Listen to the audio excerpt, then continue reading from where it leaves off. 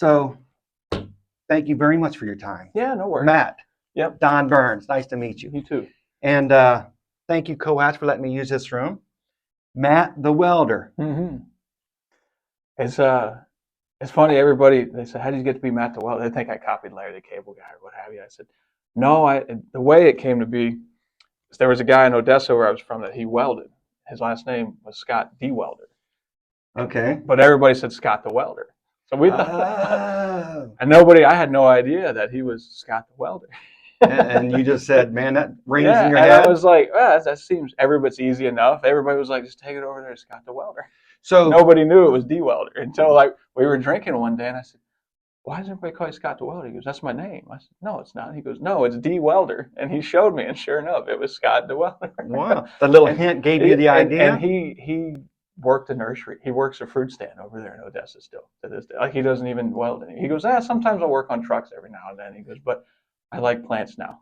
It's a shame last name was Millionaire. Matt the Millionaire. Well, it does have a nice ring to it. Like, I don't know. If you gave me money, I'd live the same way.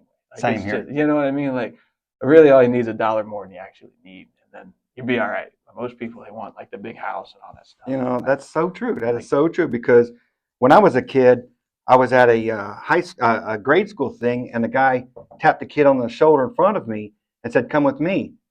And the kid didn't turn around. And I said, "I'll help you, sir." He said, "All right, come with me." So I just volunteered. I didn't know what the hell I was volunteering. Mm-hmm. And it was the local newspaper guy and said, "What would you do if you were a millionaire?" And he put it in the paper and it said, "I would give it away. I don't want the money." Yeah. And to this day, I still feel the same way. I don't want. Yeah, as long as you can pay your bills and you're comfortable. That's like people always want more and more and more.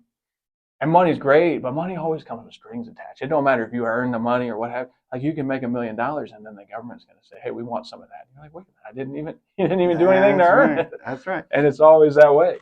So you're from Odessa originally. You grew up. What high school did you go to? Sickles. It's on Gun Highway and Ehrlich Road there. They've changed it so much since I've been. Gun Highway is the main road, and I think it's Ehrlich that comes in like this right in front of the school.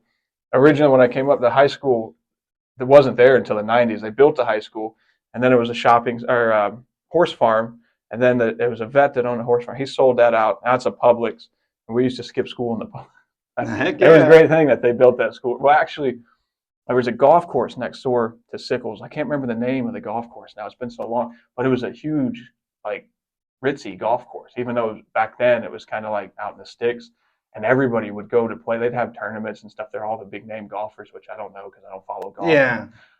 But we would sit there, and I had train horns on my truck, and we'd wait for them to tee off, and we'd hit the horn, and we'd laugh that the ball would go over. And then one day we would go out to the ag field, and it was always a big walk to go to the ag field. And there was a sinkhole under the fence. I mean, a huge sinkhole. Like, just God gave us this sinkhole. And what we could do is we could go under it. Now we're in the golf course. We didn't have to scale the 6-foot fence. And we'd fish in the golf course. Heck yeah. And we'd hide from the security guards or what have you as they come through. But golf course lakes have a lot of fish in them. Nobody gets to fish them. Oh, people don't realize that. That's what we learned at a young age. I'll be doggone, yeah. So growing up, if you don't mind me asking, growing up, you were a class clown. How did you get to come up with your comedy? Well, Mama always told me I was the only kid that never made the dean's list. I was like, but I made his office a heck of a lot. And she goes, yeah, you did. As I could point out, like, hey, you got a new plaque, a new award, or what have you.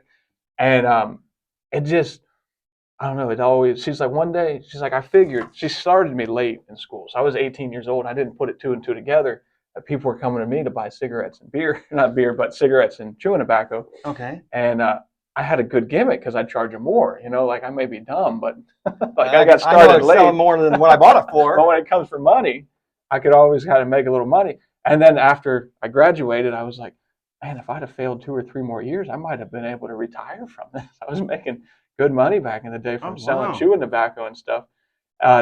She said, I said, how did I end up starting late? She goes, well, I figured you'd grow out of it, but you never did care about anything. And I said, what? She goes, you just didn't want to learn. And she goes, we'd try to put you in school, and they'd call us and say, he just sits here and does whatever he wants, but learn. Yeah, and like, even when there's one ag teacher I really liked. His name was Bob Ward. I still talk to him this day. He's 74, 75. He's standing there, and he had a Milwaukee grinder. He said, where's this from? I said, Milwaukee, duh. was China. Everything's China. Sure. He goes, "You're the smartest kid I ever had." He goes, "I challenge you. You could do just about anything, but getting you to do it." That's right. It's like, well, You need the right incentive. Yeah. Doesn't matter what it is. Well, in school, so it's like they wanted me to fix the school's tractor, which I have a mess of tractors. I've been on tractors since I was a kid. But they have a guy that he got paid to fix the tractor. Why should I? That's right. And they're like, well, it's a learning experience. I said, but I already know how to do it. What am I here for? And like, they teach you algebra and all this fancy stuff, and like, never used it. That's right. I've never had to put an X to get to it. And even in welding school, when they try to like teach you how to cut a pipe, they don't teach you how to cut a pipe using trigonometry on a board. They take you out there and they show you an easier way to do it with tape measures and all that. Where like an average guy could do it. Why they can't do that in school, I don't know. Yeah. As I get older and I expand my wisdom, if you will, it's a setup. Mm-hmm. They're teaching the kids to be employees. Yeah. They're teaching to be an employee, not think for yourself. They don't teach history anymore. They don't teach history to 8th grade. Most kids, you're like, who's this on the dollar bill? And they go, oh. Are you serious? Oh, yeah. They don't I had no idea. They'll give them like a little world history in 6th grade. Like I got a son, he's in 6th grade, and he gets a little bit of world history to where like they'll teach him, I don't know, just off the wall stuff. Like what, I don't even, nothing that you could relate to. It's not the truth anyway. It's not like you can relate to it. Yeah. And I said, you know who Andrew Jackson is? He said, no. I said, you know who Washington is? No. You know who Robert E. Lee is? No. And it was just, I'm like, so what do you learn in school? He goes, they teach us math. And I said, well, what kind of math? And he starts trying to do the math. I said, yeah, it gets a whole lot more confusing. But like you pull a tape and you say, hey, I want you to read this tape measure. There's not a single 6th grader that can read a tape measure. Wow. I had no idea. My son is 22 and my daughter is 18. She just graduated high school and she's years beyond her age. And my son's still learning some of these things. But as I help them growing up, I seen that they're just trying to teach you to be an employee. Yeah. These corporations. Well, and then it's like they want you in there and then don't question anything. Because if you question anything, it gets sent to the principal's office. And that translates to when you work, you get sent to the HR office, which I was there a lot. Yeah. Sometimes, like the jobs I worked, like the rules when you're flipping through and you're like, why aren't we allowed to pick up roadkill? Who did that? I did that. Yeah. Wow. And like they'd make rules about it. Like I worked for FedEx Express. I used to drive their tractor trailers. And the job was the easiest job in the world. They made it to where like the lightest thinker out there could do the job. Sure. All you had to do as a truck driver was say, okay, this is can number X, Y, and Z, 1, 2, 3. And you make sure it's on this paper, that paper. Okay, I make sure it's going to Lakeland, so I'm going to take it. And that's all you had to do. Make sure it was in there. And then you'd open the curtain a little bit. Okay, that's what they wanted. Make sure everything was going to Lakeland. And people would still mess up. Wow. People would leave. Like one day I was sitting there and I left my door open and a guy ripped my door off with a truck. And they were like, well, it's your fault for leaving the door. I was like, how? I'm sitting still. Yeah. Like, he's got a license too. Why don't you hold him accountable? They're like, you shouldn't have had your door open. I was like, how am I supposed to get out of the truck? Yeah. And they tried to write you up.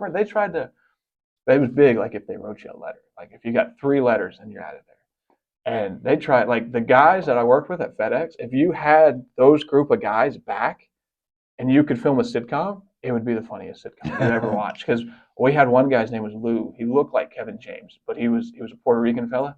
So he could speak Spanish and stuff like that. But when people, and the way he acted just like Kevin James. And he'd sit there, and when the managers and stuff, they'd speak Spanish. You know they're talking about you, right? And I was like, well, I figured.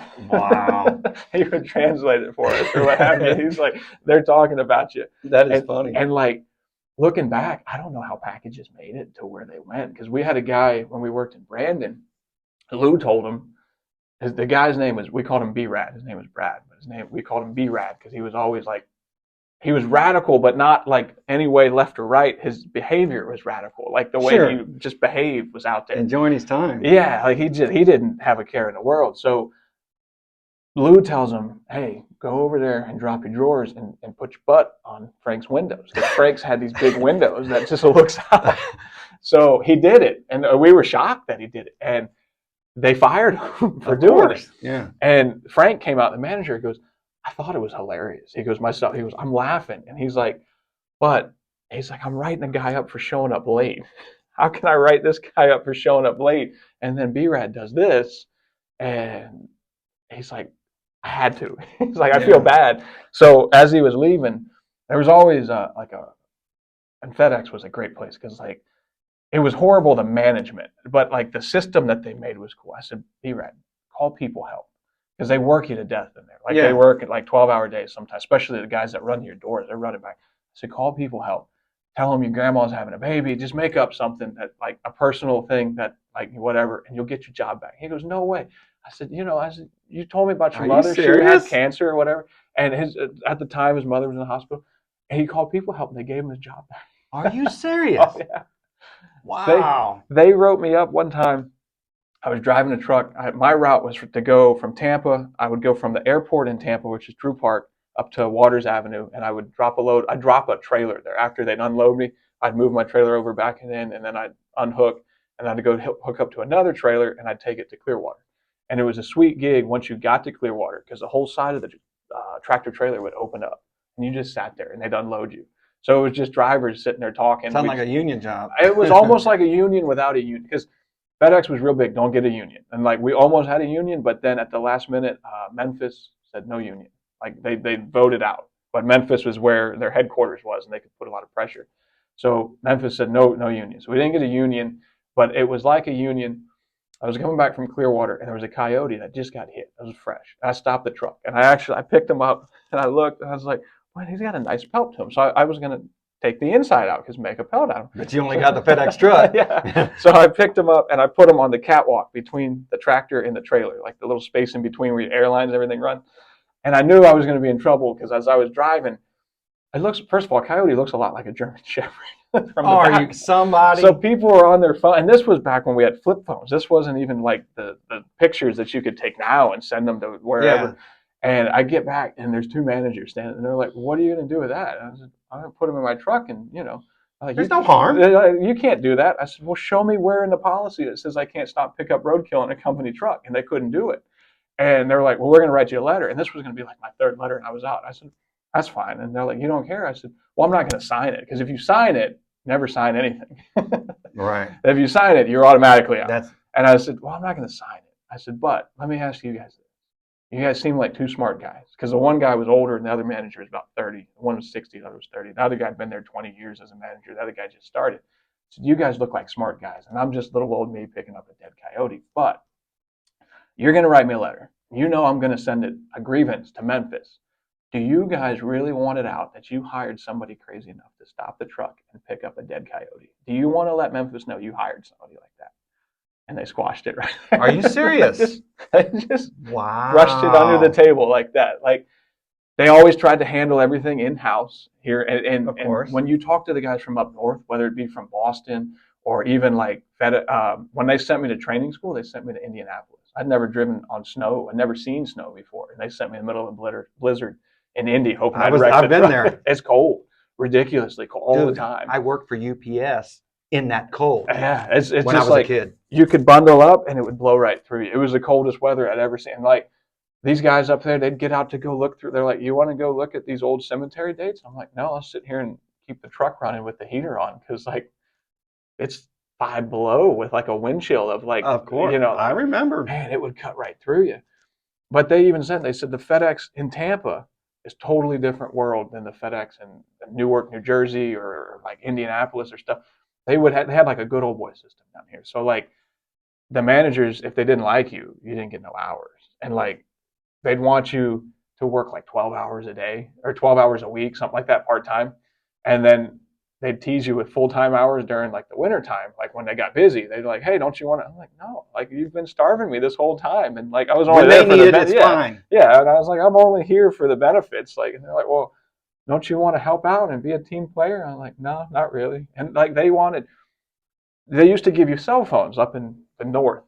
Down here, they wanted your cell phone. And I said, "Well, we need your cell phone number." I said, "No, you're not paying for it." And they said, "Well, how are we going to get in contact with you if like the place catches on fire?" I said, "I'll see it on the news." Yeah. And like the FedEx, to see all the packages and stuff, like it's amazing how anything got delivered. Just especially with like when you hire guys like us, like the drivers and stuff, because all the truck drivers, most of them have a sense of humor. You get one or two guys that would side with management all the time and just follow along and just like sheeple, if you will, or what have you. But there was times we'd be in like the meeting and we didn't even make the managers laugh.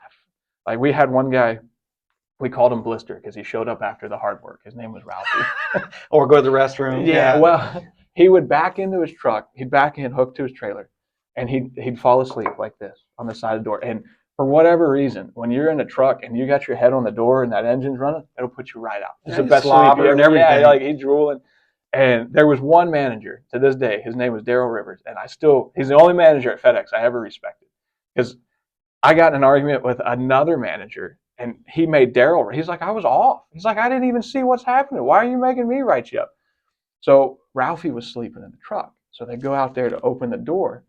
When Daryl opens the door, Ralph, he was a little short, heavy-set guy, about falls on him. When he opened the truck, he had to catch himself. And Blister was like, he'd show up, he'd come in the meeting, he'd show up, and then he'd take FMLA a lot. Like he was, the whole time I was there, I worked for FedEx for 5 years. I think he worked 5 years, like 2.5. Maybe I seen him two, and that's not solid. He got 2 years of work in. He'd go on FMLA, and he had 2 years cumulatively of what the time I known him work. So he's at a meeting, and they're giving him an award for 30 years of service, right? That he's been there for 30 years. And one of the drivers goes, it should only be for 15 because he's only actually showed up for 15 years. Yeah. And the manager's trying not to laugh, as you're not allowed to show favoritism. Like FedEx was very like Stalinistic. Like you're not allowed to laugh. They told us we weren't allowed to have nicknames. They came in, they're like, we're not allowed to have nicknames. And they're like, why? Because, well, when something happens and you say Tater did it, we don't know who Tater is. Yeah. It's authority against. And it was the wildest thing.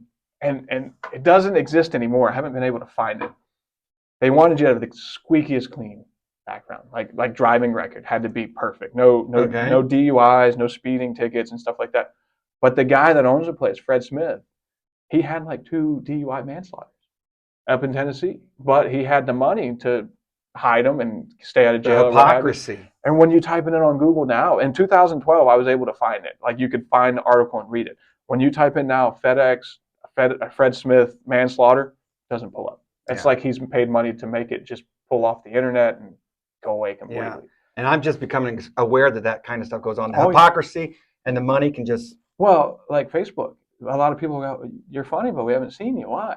Facebook shadow bans people. Facebook, if you type in Matt The Welder, they've kind of eased off it a little bit, but it's still like hard to see me. Originally, they had it so bad where you type in Matt The Welder, you wouldn't find me. You'd find a guy in Connecticut, and I'd get his calls all the time. We were switched because there's a Matt The Welder in Connecticut too.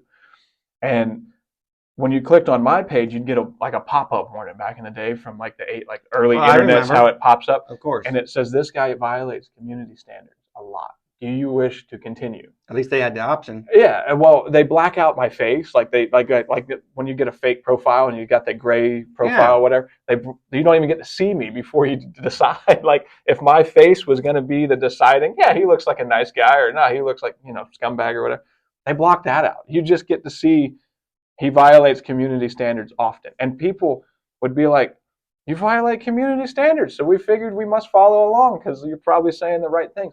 But when you call them to say, hey, like this has been going on for a year now, almost 9 months, we don't shadow ban people. And you're like, okay, well, you don't call it shadow ban, and you call it telling people that I'm not, what's the word they use? Not recommendable. It's the same thing. It's just a matter of semantics. You know what I mean? They may just say a different. Oh yeah, we do that. we don't call it shadow what ban. We want you to know and what we don't want you to see. So like that, most people are like, we don't see. It's gotten so bad, like people on Facebook, like it's just nothing. There's a buddy of mine, Average Joey, he tours with us he'll be in Lakeland with us, and he was shadow banned for a year. I said, what happened? He goes, I don't know. He said, I don't even know what I did to get shadow banned. I agree. And like on YouTube, they pulled my monetization for a video, and it wasn't even a bad video. It had Trump in it, right? And it was one of the times Trump was like, hey, one of the women that he supposedly did something with, whether you believe the bus, the bus conversation. Yeah. Well, it was the one where he said her cat was named Vagina, right? Right. And I said it was a picture of him saying that in like a CNN kind of interview. And I said, in the beginning, I said, yo, Don, that cougar you picked up from the bar, is she crazy? And then it was Trump saying her cat was named Vagina. They said they pulled my monetization for that. And they said, it's not you in the video. I'm like, what do I got to do to make it more me? Yeah. I got to hold a sign to say it's me. And like, they just, like some people, like if that's all you had was monetization on Facebook or YouTube or Facebook or whatever, and they pull it, well, now you're out of a living. You can't do anything. Well, they never paid enough. Who cares? I don't care. That's, They don't pay enough. you'd have to get millions and millions and Yeah. millions So of what's views the big and deal? stuff I like mean, that. So like for me, like some comedians, like if you hide them and you block them, that's all they do is like they've only known stand-up comedy. Where I'm like, well, I can just go back to like, yeah. I worked every day my whole life. If the comedy thing was to take off and go big and where they couldn't block me, well, great. But if you can block me and make Matt the Welder never heard of again, I Yeah. can take it or leave So it. do you know of anybody who's been shadow banned or blocked even bigger than you, and that you can see as an inspiration to get around this BS? I mean, well, they've done it to Russell Brand. Oh yeah, over in England. Yeah. Yeah. I think he got big in the States because I remember when, like, I had never heard of him. He was on an award ceremony for Right. BET or one of the music award. I can't remember what award ceremony. They have so many of them, and I don't watch them that it doesn't mean anything. And he was a funny comedian and stuff. He still is. Yeah, and they say that he groped a woman or did something with a lady It's or all what have Trump. you. And which, hey, if he did that, yeah, shadow ban him, pull his monetization. But like, he hasn't even been brought up on charges. He's not innocent until That's how you proven know. guilty. He's just like, they pulled all of his stuff, and they only pulled his stuff. So this happened before he was like, as he got famous. So we're talking at least 10 years. So this happened 10 years ago. And they had the same people that pulled his monetization. If they knew about it, which they did, I mean, like I know what Joey does, and is, you know what I'm saying? Like, Sure. everybody knows like the habits of other people or what have. So like they would have known, and now everybody's like, wow, we can't believe Russ. Yeah, you can. Like if you really thought, like if you think right now that he's that guy, that like he did this to these women, you knew he was doing it to those women when you were hanging out with him because he didn't hide it in front of his friends. So he's had no trial. He's not been convicted. He hasn't even had a court appearance, and they pulled his monetization. And it's basically like they only did it after Russell Brand did 180 and was like, hey, the system's rigged for everybody. He came out and not just like they stole an election or whatever. He didn't even say that. He was like, the system's rigged for everything. Don't take pharmaceutical medicines. Don't do this. And then he went off on this like holistic bender over there in England or wherever he went on this. And he comes back and like he's accused of sexual assault, and they pulled all of his money and stuff like that. And it happens like that. And most people, you don't realize, like if you got a Facebook and it's just your Facebook and you're talking to your work friends or your family or whatever, and you don't actually post content, they will find anything they can to say, we're going to pull this. We're going to hide this from you. We're going to hide. We're like, this is why we're doing. Like one time, I posted something on Facebook and it said, I'm looking for a recently divorced woman that's selling her husband's tools for cheap, and it got a lot of response. There was a lot of women like, I hate him, and they like hit. And the one lady was like, yeah, he did this and slept with my sister, whatever the deal. And I said, well, next time I see that guy, I'll kick him right in the nuts for you. They flagged my comment as violence. And I'm like, does Facebook really think I'm going up to random people as like a greeting and kicking them in the nuts? You know? Why would you tell someone I'm going to do it? It's stupid. And it's just any little thing that they can pull, anything that they don't agree with, like they'll go through. And the reason why they can do this is like when you hit that I agree to sign up to Facebook, what you don't realize you're agreeing to, because who has time to read all that stuff? But like, I'm a comedian, I have time to read that stuff. So as I'm sitting there reading it through, if you try to sue Facebook, you can only sue them for like $500 or $100. The amount limited liability. Yeah, it's ridiculously low. So no lawyer will pick it up. Say you did find a lawyer, you're a lawyer that gets shadow banned and you want to sue Facebook. You can only sue them in one court in California. I think it's like District 32 in Northern California or something like that. And I'm like, as an average Joe that likes to have a few beers and stuff like that, wouldn't that be a great way to get out of a DUI? Like, hey, officer, you can only sue me. You can only take me to jail in Northern California. I have immunity everywhere and have else. it removed from the internet. Yeah, like everybody else has to play by the rules. But if you're big enough, you don't have to play by the rules. You can do what you want.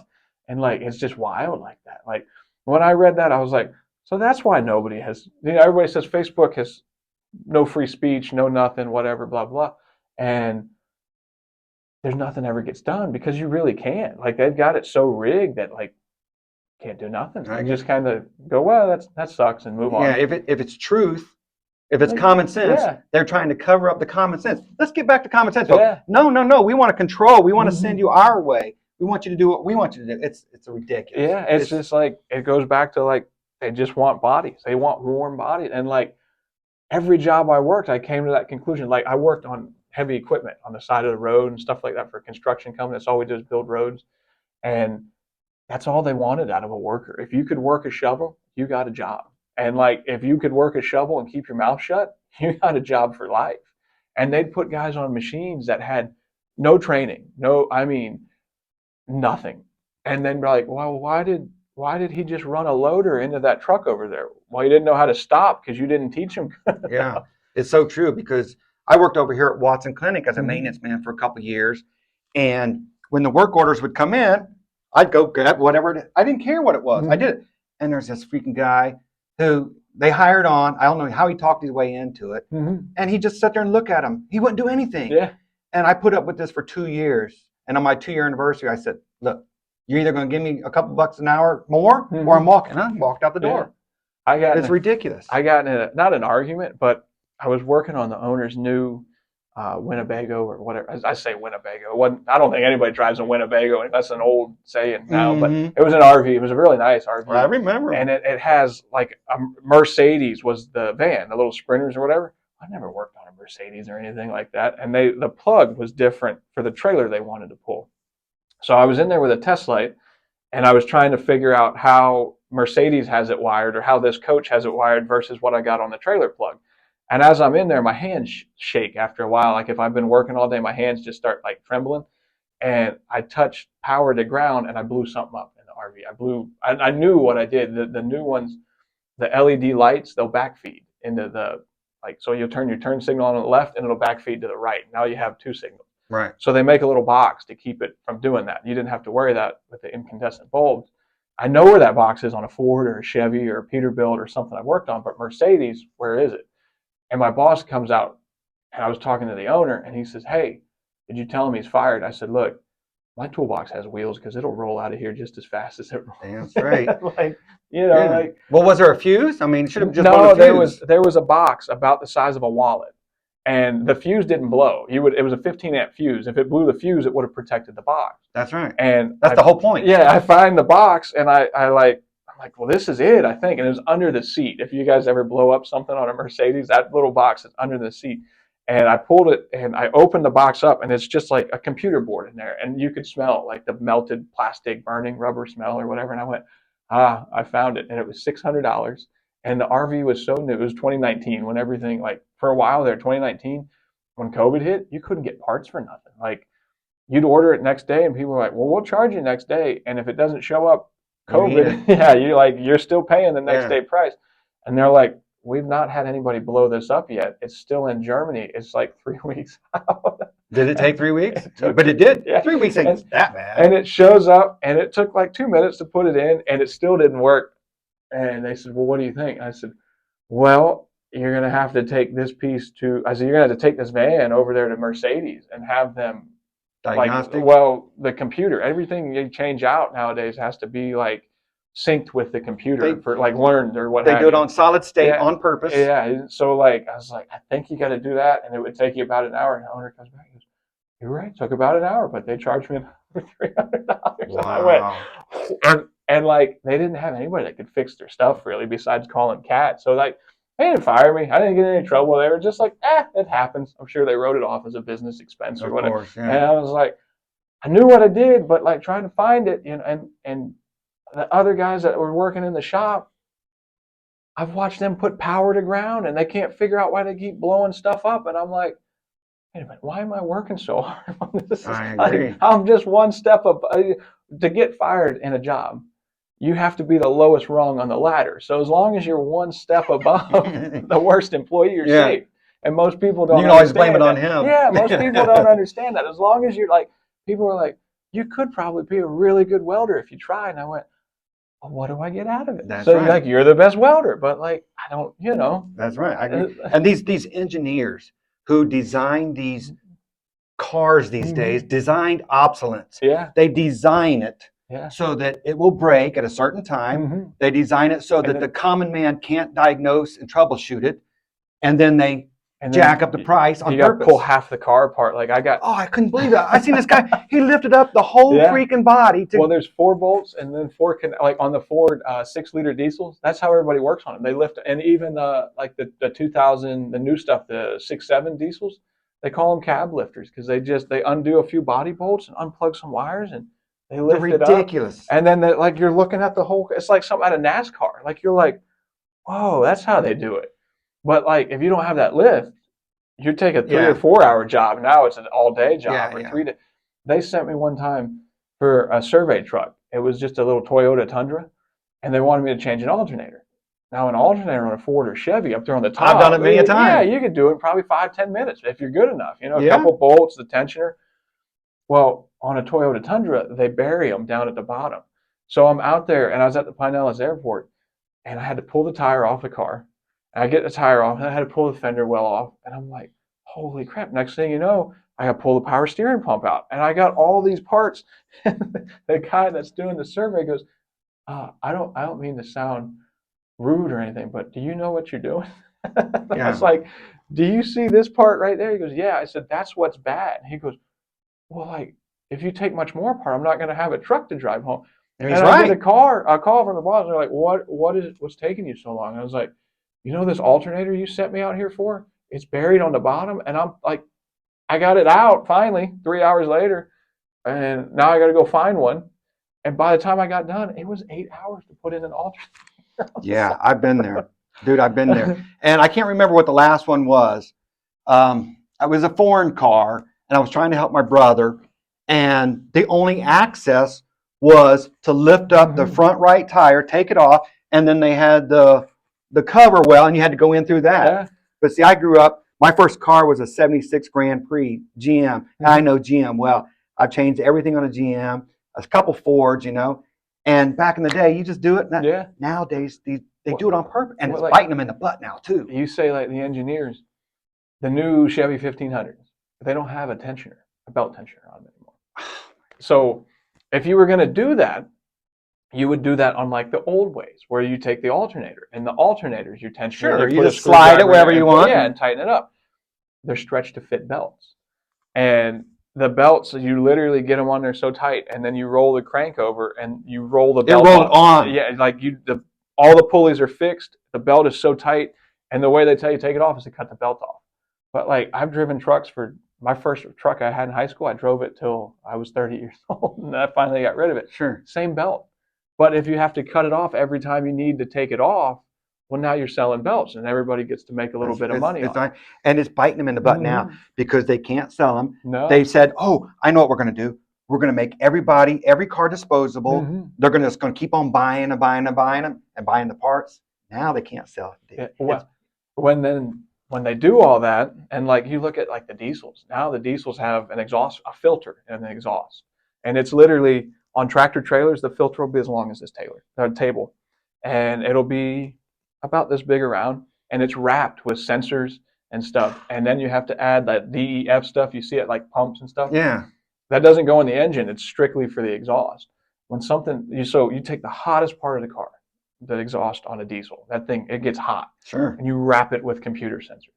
Right there. That's the stupidest thing you can do. And then you can't, no matter what brand you are, who you make the car to, nobody can build a sensor to last with that kind of heat. And then to double it, that thing is like a afterburner on a jet or something like that. So the reason you don't see the big black smoke like you do back on the old diesels, sure, it's got an afterburner in there that burns out all the soot. And that thing gets up to like 800 or 1200 degrees. One sensor cost. That's right.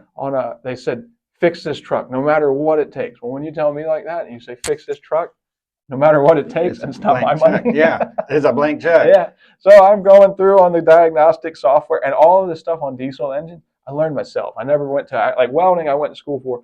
The mechanic side of things, I've learned myself. So I'm sitting there on the computer and I'm looking at all these error codes, and the driver says, "What do you think's wrong with the truck?" I said, I think it needs a NOx sensor, but I'm not sure. So I order a NOx sensor and I get the sensor and I look at the bill. It was $1,200 for the sensor. Holy Toledo. So I get the sensor out and I put it back in, and the code goes away. The truck's running, driver's happy. And he comes back and he goes, "The engine light's on again." So I go back in and I said, "It says it's a NOx sensor." Well, there's 2 NOx sensors on these things. There's a pre-treatment and a post-treatment, like an Are you O2 another sensor. 1,200? Oh my God. I pick up the phone and coming. And I said, "Hey," they said, "they need another one of these sensors." And they sent me another one. And they come back. And it was always like a delay. Like when you turned in those receipts, somebody would come back like a month later and go, "You spent $2,400 on that power unit?" And I went, "I don't know. I got permission." I said, I got permission. I said, "That's not my department. You said fix it. If you can't afford to fix it, you should have said, hey, don't put over $1,000."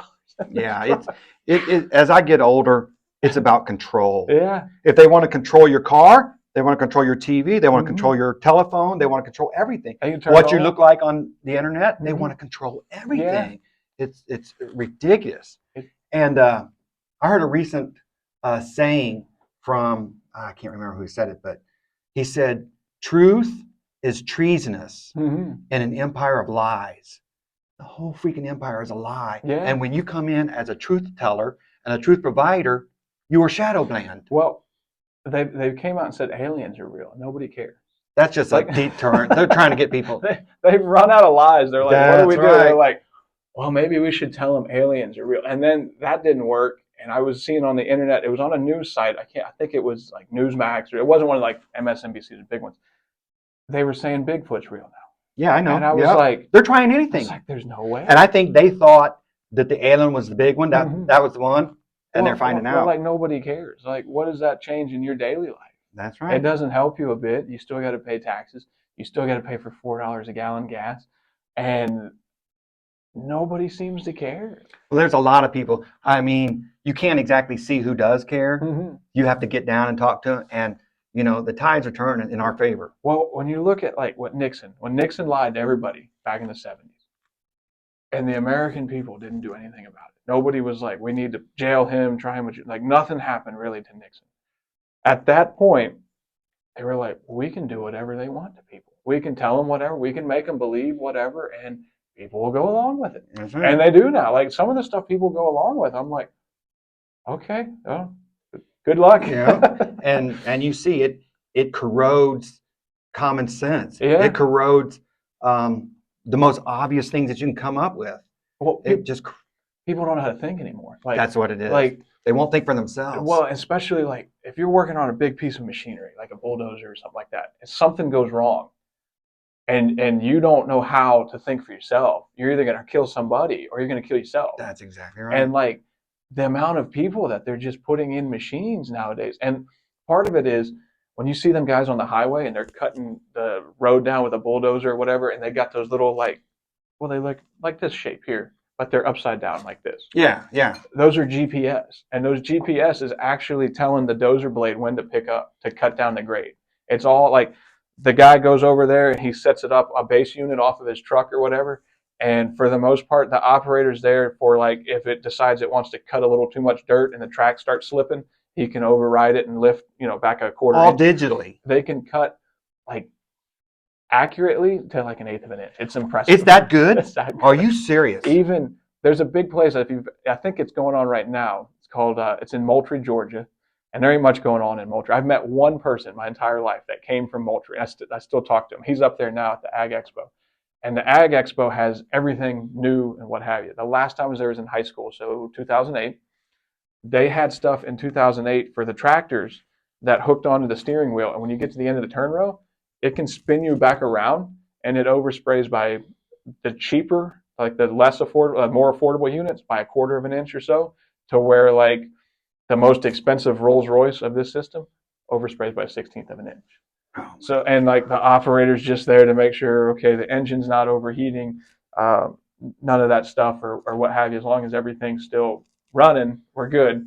But when it gets to the end of the turn row, because like a good operator with his eye, he probably oversprays by an inch. And it doesn't sound like a lot until you multiply it by a 1,000-acre field. Sure.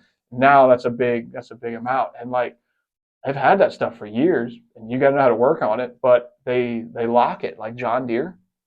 Oh man, I know the oh my God, can't that's work the on a worst John there is. Deere. I know.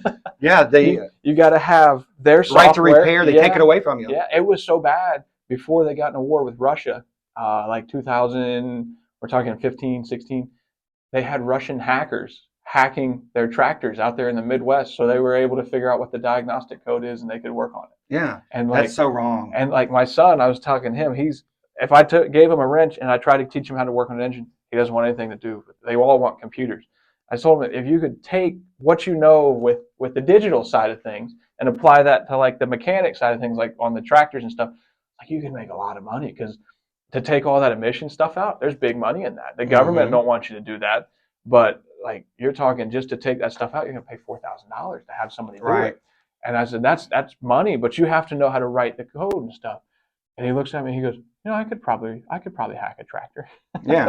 Yeah. See, that goes back to what you said earlier.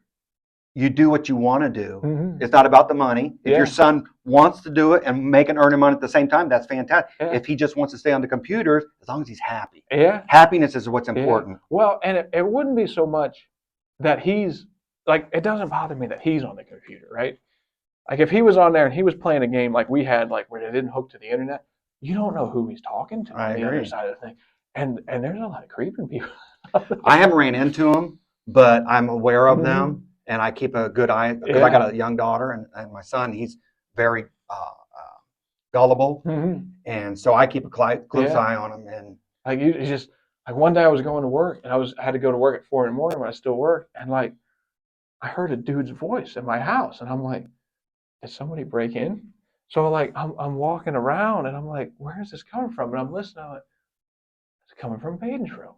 And I went up there, and he's talking to like a grown man, and I'm like, oh my God. I was like, dude, who's this? And he's like, this is my friend. And I'm like, no, that's not a friend. Yeah, I went through a phase like that with my daughter. Well, and it's sad because like the kids just want somebody to talk to. Like if they're not the most popular kid in school, they want just somebody to talk to. And these people on the internet, like when you plug that thing in, it's not like when I had a computer in the house and was plugging it in, you're waiting for dial-up, and you know, like I still could have got kidnapped off the internet, but it would have taken them a lot longer. Who picked up that phone? Yeah, like it would have been a lot longer. But now, man, it's like that, and like they can figure out where you live and stuff like that.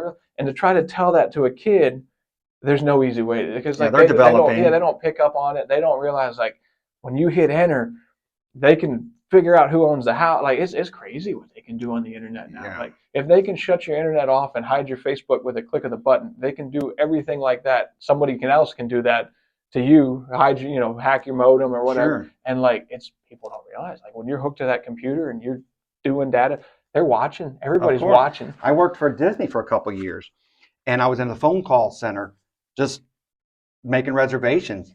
And a couple aisles over, I heard this lady said, "Well, fuck you, bitch," on the phone. Right. And I'm like, oh my, dude. 10 minutes later, they came in and took her out. They're listening. Yeah. They heard her say it, and they walked her right out the door. It's bad. Like, and like now, like if you curse, which as a guy that works for a living on the job site, it's always curse words or what have you. And like if you say that at all, like while you're talking to somebody, like even like in the schools, like if you're talking to somebody at school and you accidentally say a cuss word, oh my God, they make it out like it's the end of the world. I had a guy, my kid got bullied at Turkey Creek Middle School. And Turkey Creek Middle School, yeah, it's so bad right now. If you type in Turkey Creek fights on the internet and stuff, they're beating the daylights out of them. So I'm talking to this assistant principal, and he comes in, he's about this tall, little short guy. And I said, hey, I want to know, my kid's getting bullied, and you decide, because he gets up to move to sit with the one friend that he's got in lunchroom, you put him in detention, but not the kids bullying him. Why? And this guy was trying to talk. And like, if you finish a statement, then I talk. Like, like in a nice exchange or what have you. But he kept trying to talk over me. And he goes, can I talk now? I said, no, because I'm not finished. You can talk when I'm done. He got on the PA on his radio, and he goes, I need a deputy in here, stat. And I laughed. I literally looked at him because we were sitting at one of them school conference tables, and I'm 10 feet away from this guy the entire time. I didn't stand up. I didn't say anything threatening. I didn't say I'm going to put hands on you. I didn't say I'm going to tear down the school or anything. It literally, the only thing threatened was this guy's ego. Okay. That's right. And he gets on there and says, I need the deputy stat. And I laughed at him and I went, I think you just abused your stat privilege. I said, but if you want to wait for the deputy, we'll wait for the deputy. And the deputy comes in. He goes, what's going on? I said, well, Mr. DeRay over here, his ego is threatened because he's not allowed to talk over me. I don't like it when people talk over me, and he keeps trying to talk over me. So he called you. I don't know why you're here. I really feel like he's wasting your time. And you could see the deputy was like laughing the entire time. And he talks and he tries to make his point or what have you. And then when I start talking, he looks off like this. And I went, listen, I said, I paid attention to you. You could at least pretend to have the same respect for me and like engage in a conversation instead of calling in a deputy. I said, this is like you go against, so we have a different point of view of what happened here. So for you to try to intimidate me, you call the deputy like I'm scared to go to jail. I'm like, if he really thinks I did something wrong, take me away. I said, it's not the first time I've been lined up. I've been detained or what have you. You know, I've never gone to the clink clink, but like I've had cuffs on me sitting on the back of my truck. It's not an intimidating experience. That's right. You know what it is when you're sitting there and you're like, I might go to jail, and you go, well, at least I don't have to go to work. There's always a bright side. That's right. That's right. Everybody, like when mechanic work, it'll test your patience. So people are like, how do you do this? And you break a bolt or whatever. I said, no matter the worst day I'm having, I always look forward and go, at least I'm not the guy dating Taylor Swift. Because Taylor Swift, the guy dating her, he's a football player. I don't know his name. Sure, I don't watch sports. So like, if you told me his name, I wouldn't even remember. But he gets on and he turns on the TV every morning. And then he sees himself and Taylor Swift dating. Okay. And whatever, that's cute. I could go along with that. But then for whatever reason, as soon as they show the snip of Taylor Swift and the football player, they show every other wiener that's ever been inside Taylor Swift. They show all the guys. And I'm like, how does this poor guy do it? And not just like either leave or like drive off of a cliff or something. Because like every day he's turning on the TV. He sees him and Taylor Swift, and then it's like Jake Gyllenhaal. Oh, yeah. And all the other ones that have been, and he's just like, oh, man. Like that would have to be depressing for anybody. Yeah. So like if you can be that guy and he can go through life, then a broken bolt is nothing. Yeah, that's right. I don't know how to navigate the pop culture world. I've never been interested in it. Yeah. It's just not me. I was like, well, kids like it. Yeah, but like the stars back in the day, they had style. Like Elvis and had class. Style. Yeah, like Elvis was cool enough. He'd go in, he'd buy everybody in the town that he liked a Cadillac. Like that's cool. Like these guys now, they're like, I just bought a jet or I bought this and I'm going to go. And it's like, yeah, you guys, like you got money now, but in 10 years. Yeah, I'm the biggest fan of Jay Leno.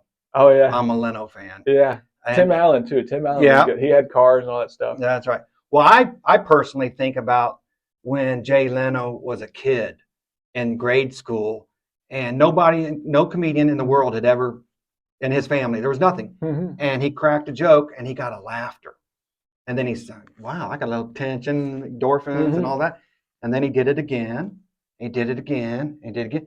And the man became a legend. You know, he had money and did all that other stuff. But to think that he came from nothing and to the top of the, I respect him so much. You look at like the Tonight Show. I don't even know who's on the Tonight Show now. It used to be Letterman. And then it went from Letterman to... what's it? Conan O'Brien or whatever. And Conan, you could kind of got rid of him real quick. Yeah, and now it's like everything's political. And like if you don't follow the line of the corporation. Like back in the day, the Letterman was funny. And like there was one episode, I still watch it. It's Charlie Daniels. Charlie Daniels was on there and he was interviewing Charlie Daniels. And he starts talking about gum. He said they were chewing gum in the green room or something back there, the guy said. He goes, yeah, sometimes I chew gum when I sing or what have you. He's like, but like for these awkward occasions, I chew chewing tobacco or something. And he goes, you do what? He goes, I chew chewing tobacco. And he pulls out a can of Skoal. And he goes, I ain't got much, but I'll give you a pinch. And he puts a big wad in his mouth, and Letterman goes, whoa. That was a lot. He goes, yeah, I wouldn't do that for you. He's like, but you try you some. And Letterman takes it and he's looking. He goes, I don't know. This looks like bait, Charlie. And he looks at the guy that was played the music. He goes, Ralph, you guys want some? And he goes, no, we got our own, thanks. And they look back, and you see Letterman put it in. And when you put it in chewing tobacco the first time, it's like it burns, it burns in daylight. And right away, he spits it right out. And he goes, man, Charlie, and Charlie goes, well, when it burns all your nerve endings off, Letterman goes, it's comfortable. like that you could watch. You had two guys that one could play music and the other guy was just funny just to be funny. Yeah. But this stuff now, it's like they all got on there and danced for the vaccine. It wasn't Letterman, it was God, what is that guy's name? He's got glasses. On what network? I can't remember the network. He had his own show for a while. It wasn't Conan O'Brien. It was he's kind of a nerdy looking guy. He was on Comedy Central for a while. I forget his name. It was on the tip of my tongue. I'll remember it as soon as I leave. I got a good memory. It's just real short. I got a bad memory. But he was on there, and they were dancing with needles and stuff like that.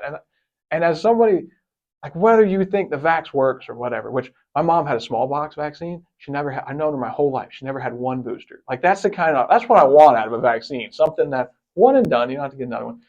And they're all dancing, and I'm like, all of the governments in the world, whether it be Israel and Palestine or it be everybody in the world, they all hate each other. Everybody hates everybody for one reason or the other because they're not the same.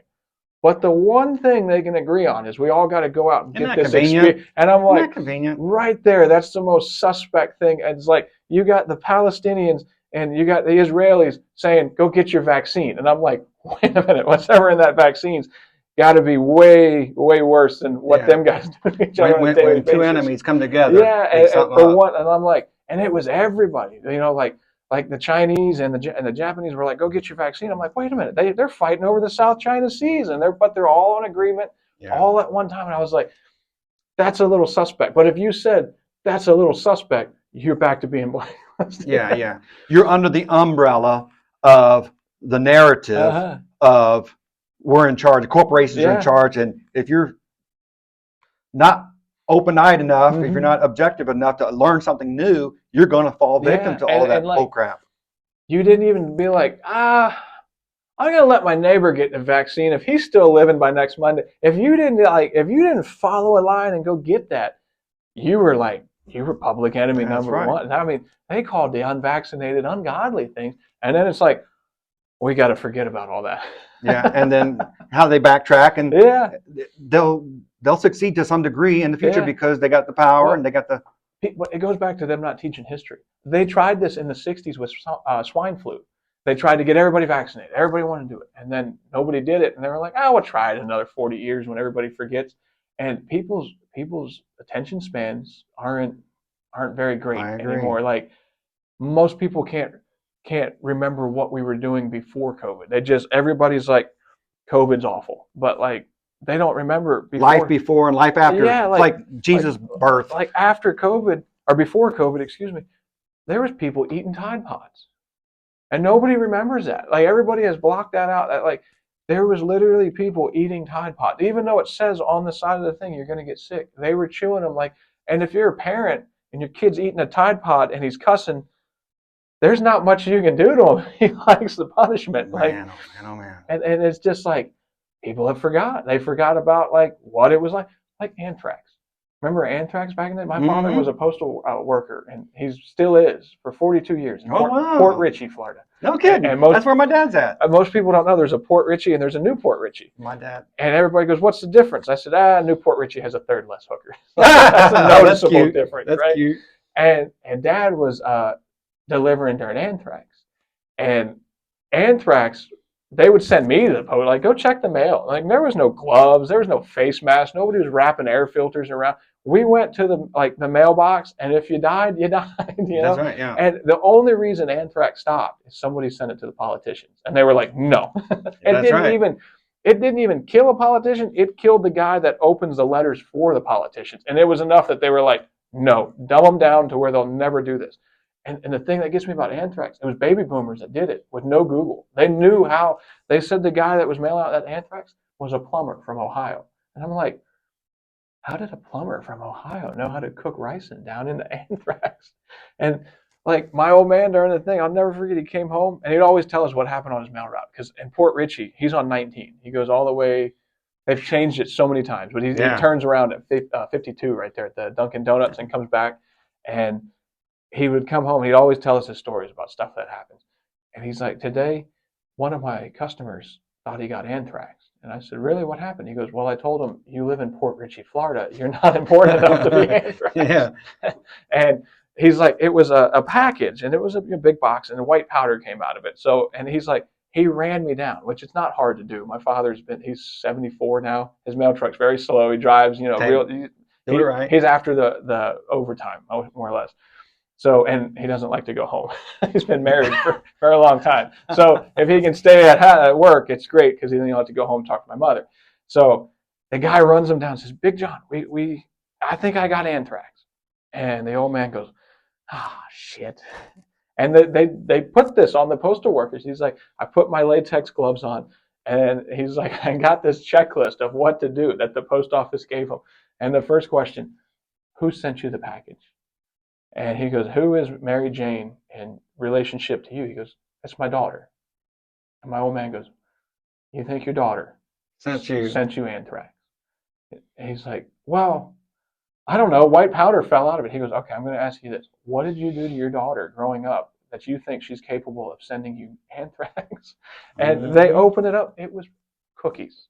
It was just sugar cookies. A powder fell out. And that's how freaked out people were about it or what have you. And anthrax went away, and we were on. When I worked at FedEx, we shipped the big swine flu, the H1N1. Remember that? I remember that. Oh my God! It was, if you had those boxes on your truck, you couldn't be late. Like, they called me up and they're like, you can't be late. That swine flu vaccine's only got a 3-hour window or whatever, and you're not moving. And I'm like, well, I just snapped an airline in my truck, and my trailer brakes are locked. And I'll pull the trailer all the way to wherever you tell me to pull it to. You want me to go to the station? I'm 20 miles out, but I'm going to have 8 bald tires on all of the trailers, because my trailer brakes are locked. But I had an old dinosaur of a truck that would pull it. And they're like, well, you really got to go and you really got to get that shipment out. And I'm like, what do you want me to do? The truck's broke down. And they're like, well, we expect effort. And I'm like, look, I'm not the guy on Castaway. I'm not getting on a bicycle to run this vaccine. If it expires, they'll ship a new dose. It's probably insured, and FedEx has the money to. But people they were so gung-ho to be the best employee. Every job I've ever worked, I've never been employed in a month. Yeah, oh yeah, me neither.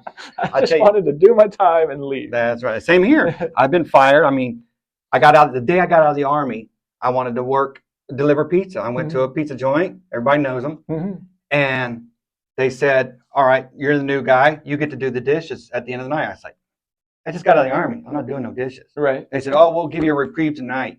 Tomorrow you're doing that. I said, I'm not doing dishes. Next day I come in, do the dishes. I took off my shirt and walked out. Yeah. Come on, man. You nuts? Yeah. I'm not stupid. So who's your comedian? Who do you like? Who do you look up to? I used to like Farley, but he's dead. Yeah. He died too soon. And then Belushi was always funny too, but he's dead. I like dead people, I guess you could say, because the style of comedy. Yeah, well, they were funny. They were just they didn't really do much. When you watch Saturday Night Live, Chevy Chase is still funny. The stuff that he does. The original Saturday Night Live was hilarious. What they have now is unwatchable. I can't even imagine. No, it's all Norm Macdonald was funny on Saturday Night Live when he did the OJ skits, and he would tell everybody that OJ died. Those were funny comedians. But now you get people that some comedians, they're afraid to offend the people. That's exactly what it is. And their paycheck is coming from. Yeah, I tell people it's better to be pissed off than to be pissed on. And people are offended. Well, so what? That's right. Hey, let me ask you a question. Just because you're so focused on comedy, I've thought about this most of my life, and I've never got the answer. And if I ever get to meet Jay, I'm going to ask him. In my mind, there's 6 senses of humor. Either you're going to be the one that likes the silly slap jokes, you're going to want to be the one who likes the intelligent jokes. So you got to think. You got the ones that are off the cuff, didn't mean anything. Then you got the offensive ones. How much can you take? Have you ever asked yourself if the person that you're trying to entertain has a certain sense of humor? Like, okay, I know that this audience is uh, everybody from this territory. Let's say Mm-hmm. everybody in Lakeland, and I know that there's only 6 senses of humor. So when I do my bit, I'm going to make sure I include 3 jokes of this one, 3 jokes of that one, 5 jokes of this one. And because most people like the stupid jokes, Yeah. I'm going to majority of those jokes. Have you ever thought of anything like that? I never.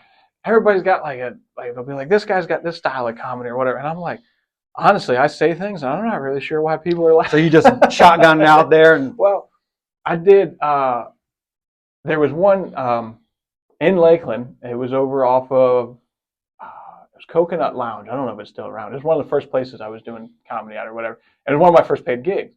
And I get there, and there was one comedian I know, and I was the only white guy in the place. And I was like, they were like, "You're the guy going up on stage?" And I was like, "I don't know why I'm here either," you know. And I said, "But I'm going to give it my best shot." So the one guy that I knew, he was busy talking, and there was 4 other guys, and they were all out there talking. And I walked up to him, and I was waiting for Chris to be done talking. And these 4 other guys looked at me like, "What are you doing here standing by us?" And it was me and my wife, and it was like, I got to say something to these guys, and I don't know what to say. So I was like, well, I'm going to give this shot. And I went, oh, well, we were looking to buy some drugs. And I did it real nervous. And these guys, they didn't laugh at first. They looked like they were going to kill me. And then they looked over and they went, "Do you know this fool?" And he goes, "Oh, yeah, that's Matt." And they started laughing. They go, "He's going to be crazy. You know what he just did?" And he goes, "What?" And they go, "He just asked us that he wants to buy some drugs." And like, you could tell that they're like, "We thought you were a cop." I was like, wow. I look like a cop. I was like, man, I guess I'm dressing right these days or what have you. But That's the beauty of being a comedian is people can either take you serious or you win either way. Yeah. Man, I'm a comedian. I was just kidding, you know? You can always get out of it. I was like, I figured I'm either going to leave here and I'm going to be towing ass with it home, or they're going to laugh. And they laughed, and we did the show, and it was an awesome show. It was right after Will Smith got smacked Chris Rock or what have you, and that was all staged. I think. Of course it was. There's cameras there, right? Yeah, there's cameras there, and most people don't realize how much everything is staged nowadays. But like, they're 2 guys. They're both actors. They both literally have starred in big movies or what have you. Both of their careers were kind of like stagnant or what have you. So they were like, hey, let's think of something that'll be mutual. Because Chris Rock, he started selling tickets to his comedy shows like crazy. And everybody was like, I hope he's going to talk about what happened with Will Smith. And he never did until as next special. And then he started to talk about it, what have you. But just about everything you see on TV is probably fake, including the news. Absolutely. I teach my kids, son, Jennifer, if it's on a screen, it may be true and it may not. Yeah. Do your own research. Find out for sure. Well, like, they tell you now on the news, they say researchers say. And that's all they whatever they want you to say or believe, they say researchers say, and they don't tell you what researchers, where the study was done, what school, where it was at. There's 7th graders right now that are doing science fair projects, and they're having to quote their resources that are actually giving you more resources about their 7th grade like science project than what they're giving us on the news. As when they come out and they'll say some stuff like, hey, I don't know what the newest thing they're trying to get people to believe is now, but they'll be like, dogs are smarter than cats, researchers say. And then they leave it right there. And people go on and they're like, well, researchers say, I saw it on the news. But you're like, wait a minute, though. Like, I've seen some cats do some shady stuff. You know what I mean? And the more you think about it, you're like, I don't know if that's all really that true. Like, dogs are pretty smart, but like, cats will destroy your whole house and still find a way not to get kicked out. Like, they're that lovable. Some of them, not to me. I don't. I don't mind a cat. I'm not going to kick your cat out of the way, but if it tears up my house, it's out. That's it. That's where I draw the line. Like, I don't like destroyed houses. But that's all I said. Researchers say, and then they say what they want you to believe. I agree. And people, I don't think it's so much that people have been dumbed down to believe it. I think people are just like, who cares? Like I'll go on stage and a lot of times I'll say, "Has anybody watched the news?" I've not had one person say, "Yeah, I watched the news." Like, are you serious? Like, nobody has watched the news anymore. That's interesting. And like, I watch the news in the morning, but not to sit there and watch the news. I watch the news because it's got the little time clock, and I go, oh, hey, we got to get on the bus for my kids, like. Yeah.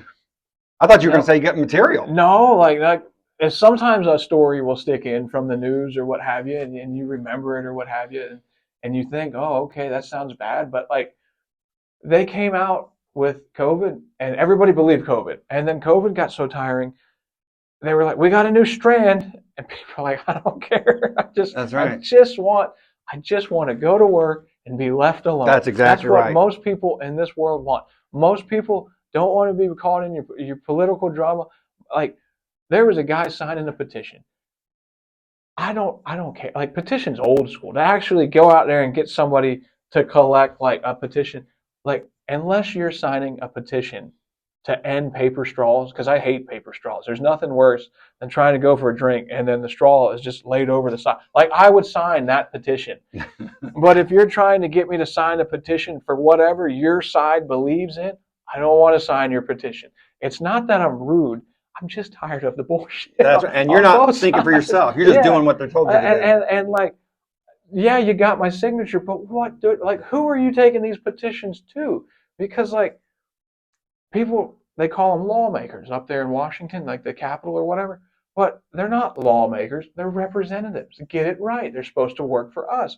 But I've not one time, my representative has never said, hey, where do you stand on this Israeli thing? Or where do you stand on this Ukraine? They just do whatever they want or what have you. And the craziest one I saw was Dianne Feinstein before she died. Oh, she's dead? Oh, yeah, she died. I didn't know she died. Oh, yeah, she died. And her kids are fighting over like $122 million estate. And I'm like, how did she get that on public service salary? But before she died, her last vote on the Senate floor, I think she was a senator or she was a representative. I don't know, whatever. Her last vote, all she had to say was yay or nay. I heard this one, yeah. And she gets up there and she starts giving a speech. And somebody comes over and goes, just say yay. And I went, whoever told Dianne Feinstein to say yay is actually who's running the country. Because it wasn't her constituents that said, just say yay. Somebody was like, just say yay. And she was like, yay. And I'm like, wait a minute. If we were really taking the Senate serious, that vote shouldn't count because she's incompetent. She got up there and started giving a speech instead of saying yay or nay. Mm-hmm. And then her aide comes in and tells her how to vote. So, like, is her aide making the decisions? Or is she? And people are so obsessed with left and right. And like it's like, I'm an American. I like to be American. And people, if I post something on the internet, it never fails. It doesn't matter if it's pro one side or the other, you know what I mean? Because nobody can be right all the time, and nobody can be left all the time. Right. Sometimes you lean a little bit. And we're all Republican, we're all conservative, we're all Democrat. Like we can agree on one thing. I'm sure we could all sit down in a room, and you could probably get the Democrats and the Republicans, but not if you get them riled up and you keep shaking them on different issues. But everybody's like, I'm a Republican because it's and if I post something and it can be neutral as hell, people will be like, you're a right-wing extremist. And then in 5 comments down, you're a left-wing extremist. And I'm like, well, I can't be both. So I tell people I'm a neutral extremist. I just want to be left alone. That's and right. To be a neutral extremist, I just want to sit in my chair, in my recliner, with a beer, and watch anything but the news. And people will be like, you're not neutral. You post too much stuff about the Democrats. But I'm sorry, the Democrats are far more funnier with the stuff they try to say and do to people. And one guy goes, you're not a neutral. You only post stuff about like the Democrats. And I'm like, look, when the Democrats freeze, like when they like start giving a speech in the middle of saying yay or nay, I'll start making fun. And then McConnell went like this and froze. And I posted McConnell freezing. And you have people like, you're a Democrat. I'm like, no, I just find certain things funny. Like if your guy is in the White House and he's messing up like on everything, like he can't even talk right or something like that, you're allowed to laugh at him. You're allowed to be like, why did I vote for Grandpa? Like, why did we? And to say that on either side, we're sending our best and brightest to Washington. Yeah, right. There's no way, because if this is our best and brightest that we can do, like, no, that's not. I've met some guys working a shovel that are smarter than anybody right now. It's those who's willing to sell their soul. Yeah. Are you willing to sell your soul? No. Yeah. And like, you think, okay, well, they're sold, and nobody's upset that they have sold out, because one of the things they should do is nobody should be able to be a senator for 30 years. FDR died in the middle of his third term. Yeah, his third term, and they were like, okay, 2 terms is enough for a president, but then like you'll keep people in there. People don't realize Dianne Feinstein, when she died, she was older than Social Security. When she was born, Social Security did not exist when she was born. Wow. Her number was 00001. Like, she's that old. Like that. And if you got somebody that old in office that didn't even, like, Social Security wasn't around, I agree. and now she's 80, all these, like, there's electronics, and the world is moving 8,000 times fast. There's no way that person's making a sound decision. I agree. And like, everybody just needs to chill out and be neutral. Well, you know, the majority. Come back to being American. What you said at the beginning is most people they want to be left alone. Yeah. Let me do my life. Yeah. Leave me alone. And they just want their hobbies. That's right. Like, it's the government. Yeah. It's the people who they rattle the cage. Like I've had guys, everybody I work with, they either love me or they hate me. Because like, if you hated me, you probably sucked up to the boss. That's right. And if you loved me, it's because we were making fun of the boss and the guy that we hated together, or what have you. But I never had a problem with anybody like, he said this, or like, when I got called to HR, it wasn't because I had a problem with the other humans at work. It was because I had the problem with the way they wanted me to work, because it didn't make sense, or this didn't make sense. I never had a problem. And like, there'd be guys there and they're like, I voted for Biden and I voted for Trump, and they couldn't get along with each other, but I could get along with both of them. And they're like, how do you talk to Joe Blow? And I'm like, well, I don't talk politics with them. So there's That's right. That's the first one. Yeah, it's authority, it's ignorance, it's ridiculous. It's wild. And you know, the other thing is, like, they want us to be afraid of Russians. They want us to be afraid of Chinese. They want us to be afraid. You know, we're people. Yeah. And just leave me alone, and I'll help you if you need help. Yeah. I'll help you. But the governments have to be. And then, like, if people really went through, and there's a reason why they want people working longer hours, like 40 hours. I don't think I've met anybody that works just a 40-hour shift anymore. It's always 60 or 65 hours. Are you serious? Well, I didn't know that either. Oh yeah, man. Like as a welder, 7/12s every day for months on end until the shutdown happens. Like when them guys on the pipelines or them Boilermakers, 7/12s. It don't matter. Like there's not anybody that's just 40 and done. Even if you're in a union, you're not 40 and done. Like UPS, FedEx, like them UPS drivers, they're making like, everybody's like, they're making $144,000 a year. And I'm like, yeah, but they're also working more than 40 that's all they are. They're robots. robot. And like, they're just, while they got you there for another 25 hours or so a week, they're passing laws that you really don't have a say in it. And then they're giving your money we don't even have. Imagine trying to borrow money to give to your neighbor. You wouldn't do that. But why is everybody so cool with that? As we're going to borrow this money and we're going to give it to Costa Rica to help their gender studies. I'm like, I've been to Costa Rica. They have babies down there. They're cute babies. You can say that as a married man with kids. If you said that as a single man, they have cute babies, people would be like, whoa, he's weird. They have babies down there. They have cute babies down there. They understand gender down there. We don't need to send them $122 million for gender. We sent Pakistan $122 million for their gender studies. Why? Yeah. Do we really think? Well, it comes back to right after I retired in 2017, and I always wanted to do my family ancestry. Mm-hmm. And then I just happened to hear of Bitcoin. And so I started researching Bitcoin, and that led me to trying to understand money. Mm-hmm. And I studied money for 2 years. Bitcoin makes no sense to me. It doesn't? No. It's like a decentralized currency, I know, and stuff. But like with money, if I give you what $1, you call money? You mean currency dollars? Like if I give you $1, you can spend that dollar anywhere. But if I give you a Bitcoin, you play hell trying to find somewhere to spend that Bitcoin. You got to transfer it and get it into dollars or get it into rubles or whatever. Yeah, your currency or whatever it is. And like, it's a cool idea, but the government won't allow uncontrolled. You know what I'm saying? Like, because like somebody's pulling their strings and they're like, wait a minute, we can't control this money. There's like, we can't control the printing of it and stuff like that. So like, I don't understand Bitcoin. I think it's a great idea, but people got so much of it, and like you really can't go in unless like Tesla or something like that. Then you can buy it there, but day-to-day stuff, it doesn't do me any good. So I'm like, Yeah. I don't know. It's too much. It's too much It's thinking. still early. It's still early. Like I got people that are like, I got a guy, a friend of mine. He's like, I have 1,200 shares of Shiba Inu, the Dogecoin or whatever they call it. And he's like, if it takes off, I'm going to be a millionaire. He told me that 5 years ago. I said, how's your Shiba Inu? He goes, I got $600 worth of. If I cash out right now, I get $600. And I'm like, that's I don't know, stocks and all that stuff too risky for like most people. So like, it'll only come into it'll. Right now, it's an asset. If you own it, it's an asset. It's like anything else. Yeah.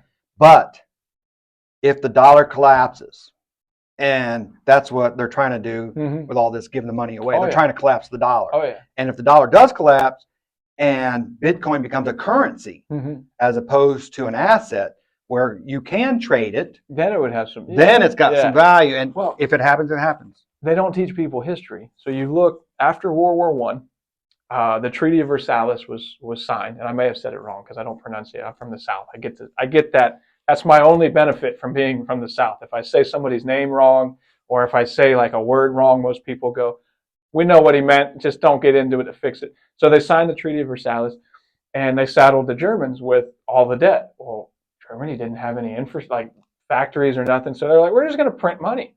Well, Germany printed so much money that to buy a loaf of bread, you needed a wheelbarrow full of their dollars. Even to this day, I watched on Pawn Stars, and this guy thought he was going to be so rich. He opens up this case, and it's German money from right after World War I. And the guy from Pawn Star, Rick, goes, it was so worthless at its time. They printed so much of it that there's still 10 million of these out there, or maybe more. He's like, it was worthless back then, and it's worthless now. And meanwhile, we're just shooting Washington off of the dollar bill, and then Franklin off of the dollar bill. And I'm like, a loaf of bread costs like $4 now. And it was 99 cents before. And people were like, well, it's inflation. I'm like, no, well, yeah, kind of, it's inflation, but like it's done on purpose. Like they want your money to be nothing. Yeah. I remember, as you said that, to this day, I remember my mom said, Donnie, go up to Hornings and get me 5 loaves of bread. She gave me $1. Yeah. It was 5 loaves of bread for $1. It's crazy. Well, like, probably talking 77, 78. They had a library book. They opened it up and they found a receipt from Taco Bell in a university. It was all over the news because the burritos were 69 cents. The burritos now at Taco Bell for the cheapest one is like $3. Yeah. And it's like, that's just in our short time from like the 90s till now. When my kids get older, I don't know what they're going to do because the way they keep printing, and we don't actually owe the money. So we're borrowing it from somebody, but they don't actually tell you who they're borrowing it from. Some people say it's China. Some people say they borrowed it from Social Security because at one time Social Security had a large fund in there. And then the politicians figured out, well, there's no laws that say we can't use this money to fund the government. And then they took all the Social Security. And they're like, well, what are we going to do? It's a benefit. They call it like an entitlement. But like, no, we paid for that money. That's not an entitlement. Sure. We paid for it. But like, they get people so comfortable with using words like entitlement for Social Security. Social Security is not an entitlement. Food stamps are.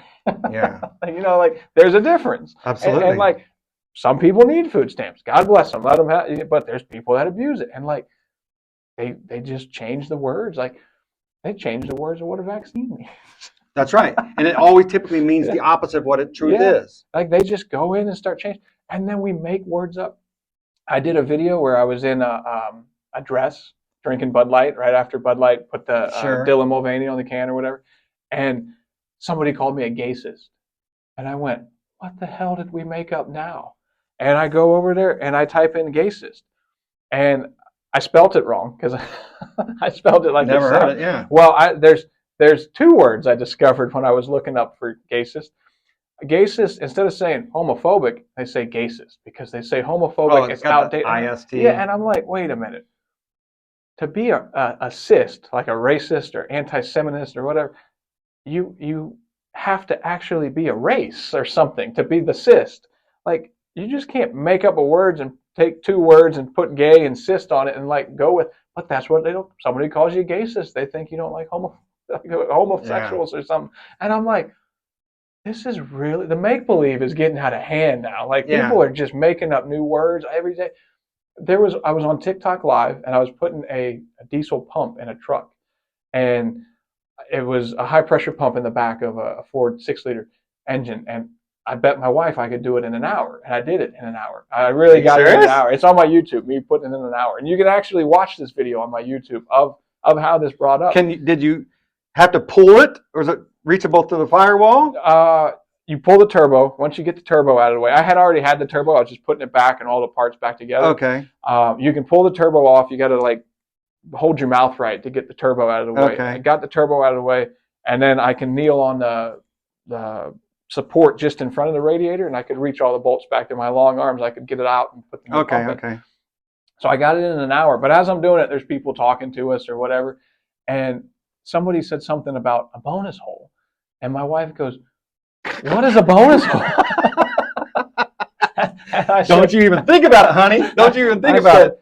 A bonus hole is what these new kids say for vagina. They're not teaching them to say vagina in school. Are They're you teaching serious? them to say bonus hole. And my wife goes, "No way." And secondly, how do you know that? And I was like, I saw it somewhere in the comments, and I was like, a bonus hole. And I typed it in, and sure enough, like I've never used Urban Dictionary so much in my life until this Gen Z kids come along or whatever.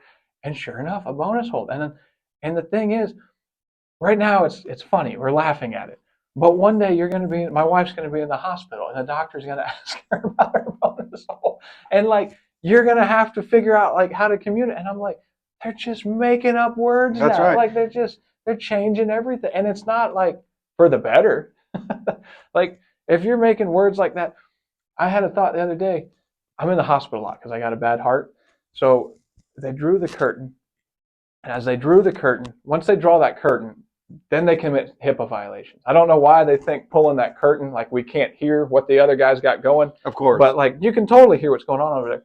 So they pull the curtain and they're talking to this lady, and the guy holds up the x-ray and he says, "Ma'am, you see this mass right here?" And she goes, "Yeah." He goes, "That's your prostate." I'm like, "Oh no." And everybody. And I'm sitting on the other side going, "That's Sheila's a bloke." And they're like, "Sedate him." And that was the only way I could get sedated in the hospital, was to make fun of people next to me. And I'm thinking to myself, look, if you want to lie to everybody else on earth, if you want to say you're a woman, I'll go along with it. I'll be like, sure, Don's a woman now. I'll call him Donnie with an I. And fine, I don't care. But don't lie to the people when you're at the emergency room, because that just made that poor person get all these new tests. Like all those tests they ran that would have been for a lady, now he's got to go through this test for men now. And I'm like, look, you lie to anybody else you want to, but when you're in a hospital, tell the doctors the truth for the love of God. That's right. Because that doctor, I could see him when he walked out, was shaking his head. I never would have thought any of this in my life. No, it's just so wild. shocking. Well, I'll tell you what. It goes back to, like you said, the big companies or whatever. So say, and people call me crazy when I think like this, because they're like, this goes back to like, you're a right-wing extremist or a left-wing extremist. No, I'm just a guy that thinks outside the box. Common sense. Yeah, I try to use my brain. It's not a big brain. I didn't make the dean's list, but I made his office. That's cute. for my own reasoning.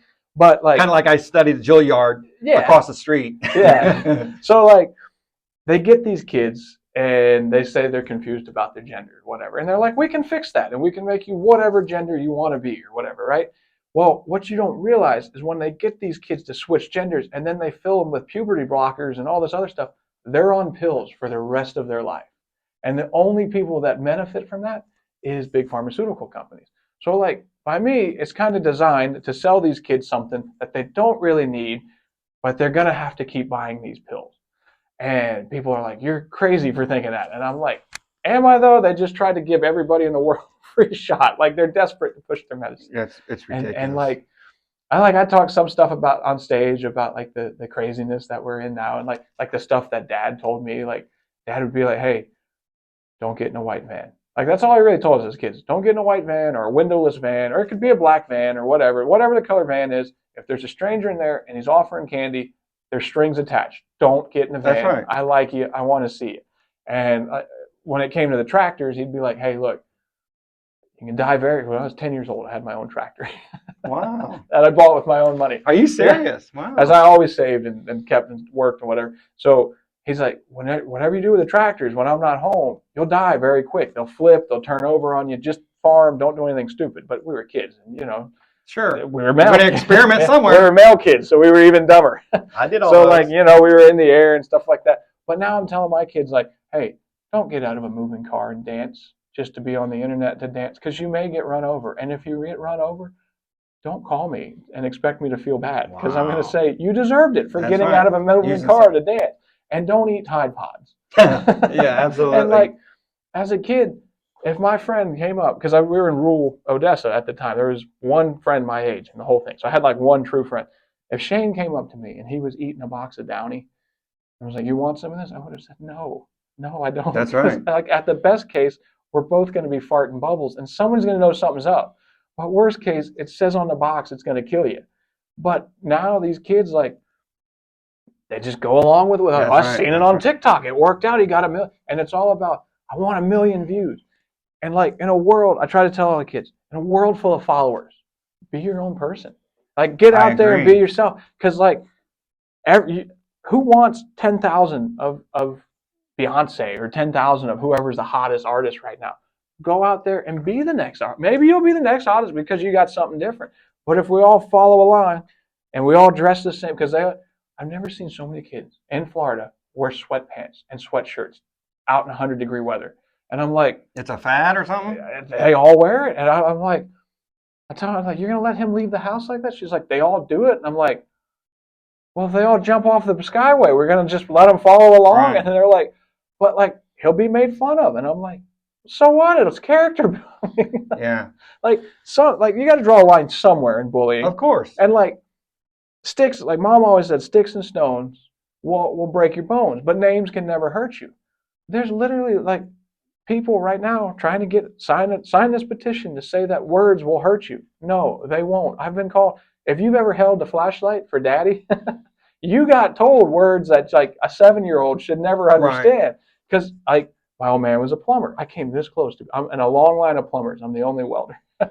So when you held the light, man, you got cussed at and all that stuff. I had one guy, he goes, Matt the plumber sounds cooler. I said, well, that may be, but I guarantee he doesn't smell better. Yeah, absolutely. We were working with Daddy. The old man, he got yelled at by a customer one time. And I was like, you're not going to do that to my old man. Like, I'm a neutral extremist. I don't want to see you hurt. I want to see you inconvenienced. Yeah. So like, all we had left was to put the guy's toilet paper on from the bathroom that we remodeled. And the old man went out there and said, do you want it on the right or the left? And all the guy had to do was just be like, fair question, left, or, you know, whichever way he wanted it, you know. But instead he blew up, and he took my old man to blow up. And I'll never forget, he blows up, and the old man comes back in, he goes, I can't believe you would do that. I said, I can't. And he goes, well, what are you going to do? I said, this. And I hung his toilet paper holder on the ceiling. You did? And we leave. And the old man goes, you're going to get fired. I said, Daddy, I don't care. That's right. So we hit a call, and the old man's on the phone with the boss. And he goes, yeah, I know. He was in the principal's office a lot, you know. Yeah. and he hung up. I said, am I fired? And he goes, you're fired. I said, I didn't want to be a plumber anyways. I said, but I guarantee you this much. Every time that guy is using the toilet and he has to stand up, he's going to think about it. That's right. And he's going to tell that story on and on and on. And my old man goes, why? Why are you like this? I was like, I watched a Norm Macdonald movie. And he said, we don't take no shit from anybody.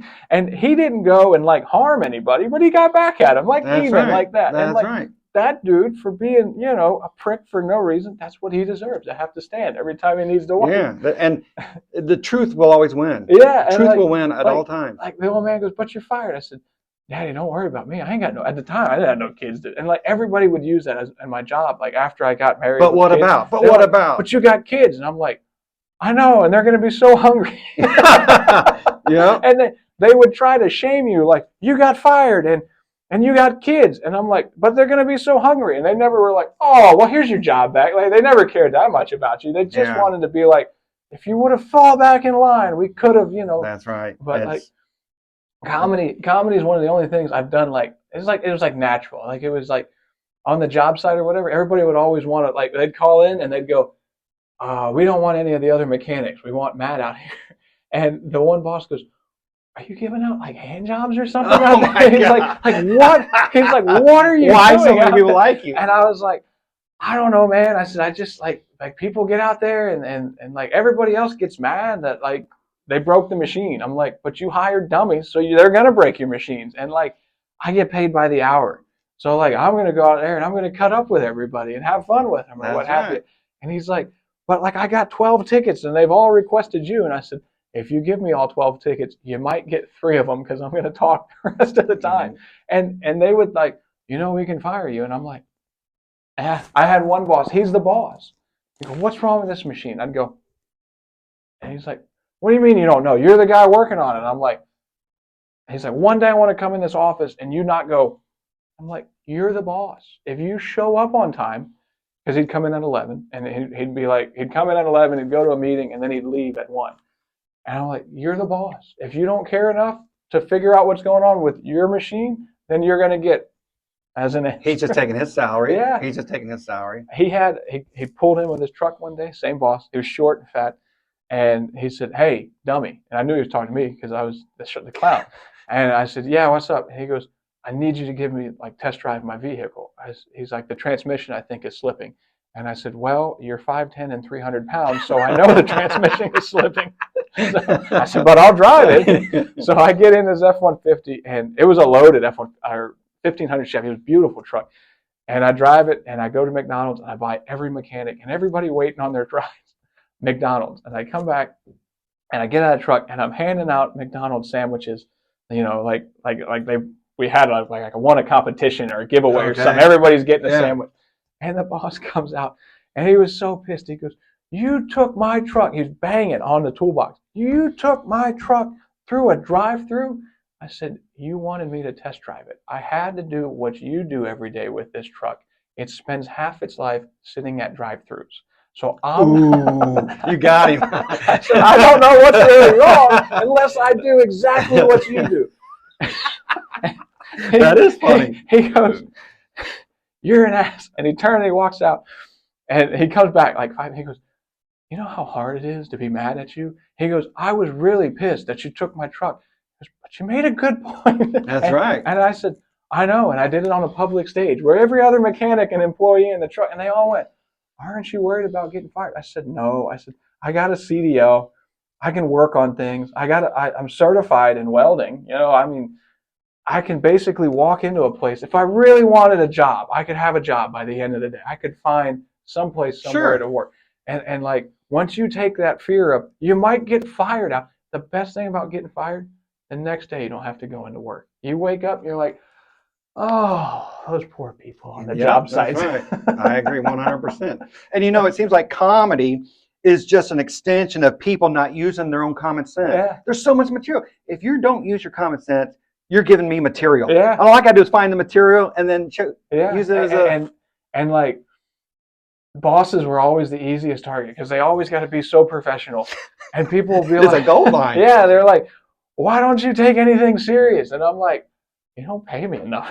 That's right. That's right. Like, if you want to pay me, I mean, like a life-changing salary, maybe I would take life serious. But I'd probably I'd get bored. That's the problem. Is like, once you learn how to drive a truck, it's boring. And once you learn how to work on them, the problem with mass production is it's mass problems. So if you build a truck and it's got one fundamental design flaw, as a mechanic, that's all you're doing is fixing what they messed up. And that's boring after a while. So I'd sit there and I'd be like, I wonder what I could get away with. Uh-oh, that's where it goes. And like after a while, like you'd punch in or what have you, and like you'd be 5 minutes late or whatever, and you're like, nobody cared. I'll tell you, the best movie I ever watched was from like right around the year 2000. They were preparing for the switch. Remember when everything went from 1999? They thought the world was going to end if they did 2000. There was a movie called Office Space. I don't know if you ever saw it. It had I might have seen it. Not Rob Lowe. I forget the one guy's name. I know his name in the movie is Peter. And they put this guy in hypnosis. Is what the whole movie about. Okay. And he was straight laced and he followed along for a long time and everything. And then they hypnotized him. And as they're hypnotized him, the guy hypnotizes that was doing it dies. He has a heart attack. And he's sitting there like this, real calm and collected. And he's just watching the guy have a heart attack on the floor. Well, they told him, you're going to be relaxed. Nothing's going to bother you. You're going to walk through life with no worries, no cares. And when I snap you out of it, we'll come back to reality. The guy freaking dies. There was nobody there to snap him back. That's funny. So like he goes back to his office job, and they have him in a cubicle, but it faces the window. So he takes the drill from the maintenance man and he pushes down the cubicle floor. And like the more he tried to get fired, the more they did. Like he got promoted and a raise and everything. And I've always kind of lived my life like that. So like if I had to be like anybody to say like if I had to say who I identify closely with, it's Peter from the movie Office Space, because like he didn't care about getting fired. Like he showed up late, and they're like they wanted me to work Saturdays one time at a place. I was like, work Saturday? I just work 5 days, like That's right. like 60 hours a day. And they're like, well, we all work Saturdays, and they called me up, and they're like, I didn't answer the phone. You know, if you answer the phone, that's where you make a mistake. Yeah, you just never answer the phone. So I came in, and they're like, we were all here Saturday. You weren't. Where were you? And I was like, oh, I don't work Saturdays. That's Matt right. The Welder does not work Saturdays. And they're like, well, everybody else does. And I'm like, but they're not Matt The Welder. That's right. I agree 100%. You asked for me. Yeah. And they're like, but like, we really need you on Saturdays. I'm like, look, you have a construction company with over 200 machines, like excavators and loaders and trucks. When you classify it all together, you have 200 pieces of equipment and 3 mechanics.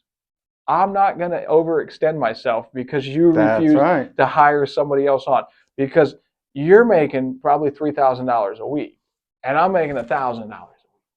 So I only care a third less than you do. You see, like the pay, it's all about pay. If they would have paid me more, maybe I'd have cared. But again, I would have got bored. And I would have been eventually like, I wonder what I could get away with. And then the uniform guys would come in for your mechanics uniforms, and he'd go, why don't you just be a comedian? He goes, every time I come in here to like change out, to collect the dirty uniforms, bring the clean one, he's like, every single time I only see you talking. He's like, and I always see the other guy laughing, but like, have you thought about being a comedian? I said, well, I do like that I can drink while I work, because they frown upon it here. Yeah. And the only guys that were like cool at the place were the guys that didn't take it serious. Like, like there's people like they're like, well, this project, we're not gonna get it done in time. And I'm like, well, I can't help you with that or what have you. But I might be here on Monday. And this is a true story? Oh yeah, all the time. And they would always be like, well, but we really need you on the weekend. I'm like, I don't work the weekends. I said, I work too much. And I'm like, but they're like, I'll fire you. I was like, look, I was looking for a job when I got this job. I'll go right back to it. I'll be looking for one when I get out of here. And like, people just take life way too serious. And the one thing about comedians, none of them have ever had real jobs. Most of them. When you talk to most of them, they're like, I worked at McDonald's, I've worked here or whatever, and stuff like that. So I was like the unicorn. I had a job, and everybody like, I never understood how comedians were so broke. It's because they never did sell enough tickets to their shows and stuff like that or what have you. And everybody's like, why aren't you broke? And I'm like, I've had an easy life. It seems like the less I cared, the more I got in life. Like when I was working, there was one time in my life when I'd work Saturdays and stuff. And then after a while, I was like, you know what? I just don't want to work Saturdays. And the more I was like, I don't care, the more I got. I ended up married to a beautiful wife. I got kids. I got a nice house and all this stuff. And I sat there the other day and I went, how the hell did I get all this stuff? Right. Here I am, a glorious underachiever my whole life. And I'm like, man, America's a sweet place to live, because this is the only place that I could sell like this is in our country. And if people would just stop fighting with one another and realize we're in paradise. Like, you might not see it as paradise. Your situation may be awful, but there's 2 things to remember. Number 1, you're living in America. It's what you make out of it. And number 2, thank God you're not the guy dating Taylor Swift. Yeah, absolutely. Like there's always something to look forward to. And like people always want to focus on the bad, but like focus on the good stuff. Hey, you got a job for now. Like they could fire you at any time, and especially in Florida, they can fire you for whatever you want. That's right. But like, you know, So after that guy said that, did you start to take it serious? No, I never took like. No, I'm talking the about comedy or what have you. booking these charts. Oh, booking the these shows. When was your first show? My first show that I did where I got paid for was at Coconuts, and like I said, I was the only white guy there, and they loved me there. And even You hit it out of the yeah, park. my wife was like, it was only like 15 minutes that they paid for, and they gave me like $100 for it. I was like, oh man, that's sweet money. Like I could do this, and everybody in there from that show, they booked me for another show called Black and Bling, and I didn't know why I was there because I wasn't black and I had no bling. But again, I did it, and I just kept getting more shows and stuff. And the only thing that put like a halt to it was like when Facebook shadow banned me. And even that, I got like, I still get gigs, I still get people call up, hey, I want to do this or whatever. But then I was like, well, I can book my own shows. Like I can pick up the phone and whatever and say, hey, you're looking for a comedian here or whatever. And the phone stopped ringing for comedians, but somehow I'm still doing shows. And like, it goes back to where if I really cared and probably wanted to try, I probably wouldn't get any shows. But always sitting back being like, I can take it or leave it. It's worked this far for me in life. That's fantastic. I'm not going to. So you picked up the phone and said, I'm going to do Polk Theater? Polk Theater. Or I think you're going up to Tennessee as well? Well, I just got back from Nashville. Okay. And I don't know why they sing about country songs in Nashville. I don't know if you've been there or whatever. But yeah, I've been there. It's not a really clean city. Like they don't sing about the homeless in Nashville. They don't sing about how like this new country is. Yeah, it's not like we were walking where the show was in Nashville, and it was right by Vanderbilt University. And as we're walking down the street, there's automotive glass all down the street. And like the more I looked, I'm like, well, the automotive glass lines up perfectly with the cars that are parked in these spots. Somebody literally went down the street and just smashed every window. And I'm like, why don't they sing that in a country? That's a country song. I came to Nashville and I got my windows smashed out. Yeah. Like they sing about how great that city is. And I'm walking around and I'm like, this is like New York without the subways. Like there's no mass transit. So you got to drive or walk everywhere. You got to pay to park. And I was like, I'm glad they're singing about it, but it's not for me. Like I got to go back if I had a venue or something. Like I'm not saying like I hate Nashville or anything like that. Yeah, it's just not my cup of tea. I don't see why they're singing so much about it. How like they like everybody like Luke Bryan and all them guys sing about going to Nashville and making it or whatever. And I'm like, I see why so many people go broke. My God, it costs. Of course, it costs $40 to park. And they're riding on fumes of the old days. Yeah. Where you would walk up, you be talented, you could play the instrument, you're not some computer. Yeah. And they're just on flames, if you ask me. I'd rather listen to Hank Williams Sr. than any other new country artist of course, or what have you. Because like he actually like lived a life. Like the life he was singing about, he was a drifter. Like he was just an outlaw or whatever. And like they told him, they're like, well, we're not going to put you in the Country Music Hall of Fame. And he was like, I don't care. And he just went about his way. And if you follow along, you'll be like all the other comedians. Like when you go to an open mic or something like that, they're all talking about the same stuff. They're all talking about like politics, or they're all talking about like what's like the current events that are going on or whatever. And I'm like, if I was a person in the audience, I wouldn't want. I mean, a little bit of current events, but do it funny. Like be funny about it. You know what I mean? Don't Sprinkle. be like, don't try to do the same jokes or whatever. And they all try to write the same jokes. So like in the Polk Theater, it's me, Joey, Cam Bertrand, and Davey Jackson. And it's a weird group of guys. Like they're all like, that's what you want. Yeah, like when you look at us, you think it's like going to work. Like you look at these people and you're like, these four guys are only here because they have to be. And so Cam Bertrand, he's like the most famous, if you will. He was on America's Got Talent, and the first flyer we did there. We never worked like with any of them before. Oh, you haven't? This is going to be your first? Not this one, but like the first show we did was in Fort Myers with Davey and Joe. Joey I had worked with before. So we're working with Davey and Cam and Joey and myself, and we're all eating at Hooters. And they put us, like when you look at the flyer, you're like, man, this is a rough looking group of guys. And we were eating at a Naples Hooters, and they put us in the back corner by the merchandise. I didn't even know they had tables of like where you could buy their hats and stuff like that. And we were joking with the waitress about it. So like, you totally put us in there because like Joey's got tattoos up and down his arms. He was the only guy who was in the Army. The rest of us hadn't been veterans, anything like that. So, and Joey's kind of like a stoner kind of guy. And he talks about, smoking pot and stuff like that on stage. That's just funny. But he does it funny. Like, he's not like, oh, a stoner, I got to listen to a stoner talk. You listen to Joey talk, and he's got ADHD, but it's contagious. Like, when he talks, I find myself going, what is he saying? Because at one point, he was like, I said, we didn't sell a lot of tickets up here in Tennessee or what have you for this first show. And he goes, don't worry, I know these 1%ers. And I'm like, well, I know 1%ers to be like billionaires. And I'm like, I Google Urban Dictionary. I'm like, what is 1%ers? And 1%ers is murderous bikers. And I'm like, no, it's Joey.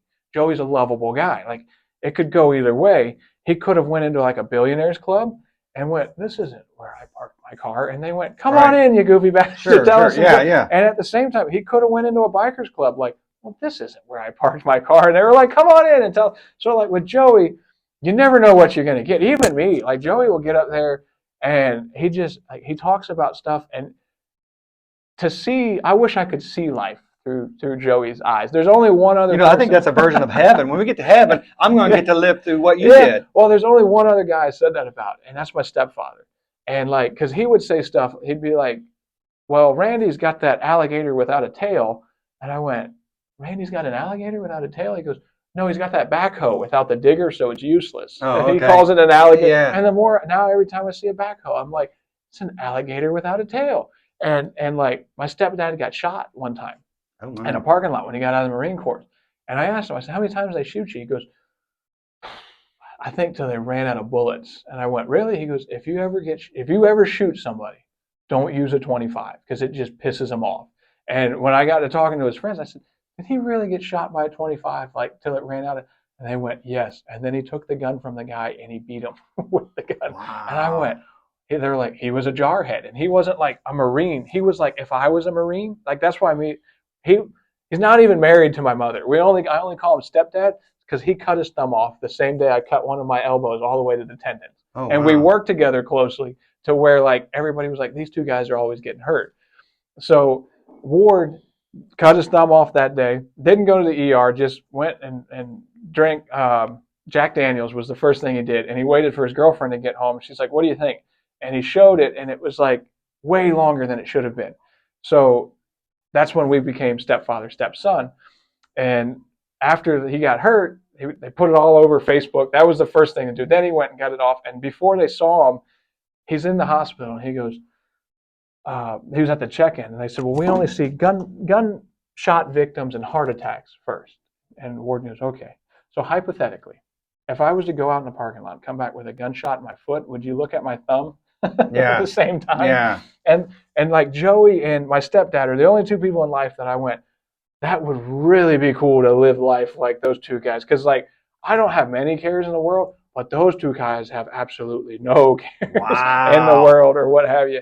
And Cam Bertrand, he was on America's Got Talent, and he made it pretty far up, but he didn't get to be the most American. But the thing is, he was a clean comedian on America. Like, he had to be clean to be on national television, Sure. No cuss words or whatever. He can be funny at being clean or what have you.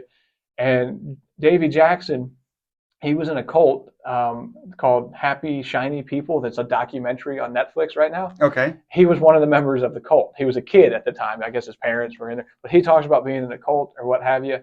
And it's just like, when you look at like the Blue Collar Comedy Tour, Ron White and all those guys, they kind of went together. Like they like when you look at us, nobody has the same interest. Joey would rather jump out of an airplane. If you let Joey jump out of an airplane every time he comes to town, he's jumping out of an airplane up there in Zephyr Hills. And there'll be times I'll call him and I'll go, hey, the show's at 8:00 and you got like 20 minutes to get back from Zephyr Hills. And the one show we were late when we were in Tifton, Georgia, and the people were angry that we were late. Oh, yeah. Some of them. Some people cared, some people didn't. And they all got up there and they did their act. And I got up there and I was at the last of them. And I said, look, I know some people were angry that we started the show late, but I take full responsibility. It was my fault. I was buying a puppy in a parking lot. Oh, it works every time, doesn't it? And there was people come time. up and they're like, "Were you really buying a puppy?" And I said, "No, but I saw puppies." That's where it clicked. And it worked. Like if you could get up there and say, "I was buying a puppy," people are like, "Oh, he bought a puppy from the God bless his soul," especially in the South. They'll go, "God bless his soul. He's buying a puppy." So like, it's a weird group of guys. I'm not gonna lie. We look weird. Everybody's got like that's beautiful. That's their own beautiful. look or whatever. But like, we get along very well. Like we were sitting there, and the flyer I showed Cam for the first show. I said, "Cam, this is the flyer they showed," and it was Joey on one side and me on the other side, and Cam Bertrand in the middle. And I said, "Cam, it looks like me and Joey kidnapped you because your picture is really black, like dark, like the photo was poor quality or whatever." And I said, "It looks like we've kidnapped a 15-year-old because he looks really young. He's like he's 28, but he looks." I was like, "Looks like me and Joey have kidnapped a 15-year-old or what have you." But we'll be in the Polk Theater on November 11th at 8 or what have you. So. We're giving away an Xbox too. If you know anybody, if you buy a ticket. I didn't know if that was real because someone wrote something about. Yeah, so if you buy a ticket, if you can believe it, when you look at the four of us, collectively between the four of us, we had enough money to buy an Xbox. But like some of the comedians won't be paying rent because they had to buy an Xbox. Are you serious? Well, they're comedians. Yeah. So we got an Xbox to give away. All you got to do is buy a ticket, and it's an Xbox X Series. That's, I guess, the biggest one or the most. I had to ask my son. I said, if you wanted an Xbox, which one would you get? He said, I wanted the X Series. Am I getting one? I said, no, but somebody in Lakeland. Okay. No, I've been around the block a while, and it sounds like a gig. It sounds like it's a sweet you're gig. setting it up. No. Oh, I'm talking about the box. Oh, yeah. It's not a real game. It's not a real console in there. The box has got an X on it. No, it's real. Everybody's like, it's like, because I flipped it, and they're like, well, it's an empty box. And I said, it's an Xbox. That's what I'm asking. It weighs like 5 pounds. I'm used to picking up hydraulic cylinders that weigh 100, so I can flip an X. It's a real Xbox. I know, like, one guy was like, well, it's got tape on the end. I was like, I bought it off Amazon. Everything's off Amazon now. It came to me like that. I opened it up. It's a real Xbox. It's not like we went to a pawn shop. As a comedian, people can't take you serious when you do stuff like this. Well, like, it's not like I went to a pawn shop and bought it. Like, you're not going to plug it in and see somebody else's name or somebody else. Like, it's a real one. It sounds like a setup, it's a real Xbox. I swear it's a real Xbox. It's not a stolen Xbox. It's not a second. It's like an actor. You never know if they're really acting or is it a character. Well, everybody's always like, when I weld for them or something, they're like, are you being serious right now? And I always got to tell them, like, no, it's a real. So it's a real Xbox, and $45. The value on it is like $450. Okay. And like I said, there's a few comedians that were like, I don't need to pay rent this month. Yeah. And they put their money in or what have you. So like, as long as you have a ticket and you're there, you can win an Xbox. Okay. So fantastic. But I got to get rolling. I got the wife calling or what. Thank you for your time. Yeah, man. I really appreciate your time. God bless you, man.